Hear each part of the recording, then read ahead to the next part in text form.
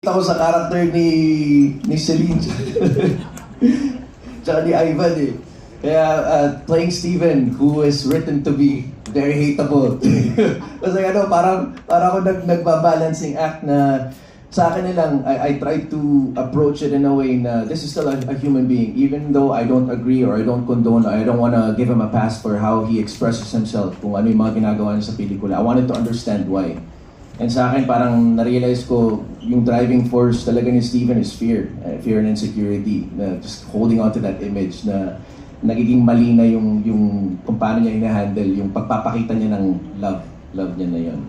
And if I can actually answer the first question then, why I accepted. Kasi yun nga, it's a very sensitive topic for me then. Pero even just reading the script and knowing that annulment wasn't a gimmick in the film. Hindi siya yung, oh, let's do a film about annulment. Ito, parang gimmick siya. It's just so happens to be a story that revolves around annulment, which is a very, parang, a story that happens a lot here sa Philippines.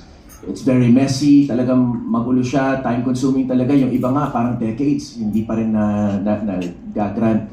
Kaya in a way, I felt, sorry, I don't know if I can share, very fortunate na for my own situation, dahil dual citizen ako, I was lucky enough to get the chance to go through a divorce, which was relatively quicker. So in a way, I know it's not an advocacy film, it's just it's a family drama that just revolves around it. But if it can open some people's eyes then to the limits of our legal system when it comes to annulment, na maybe for those, because any relationship that ends is very painful for everyone involved. Pero relationships that must end, yung andun na talaga sa dulo, yung sinasabi nga ni Angelica na freedom is deserved na and needed.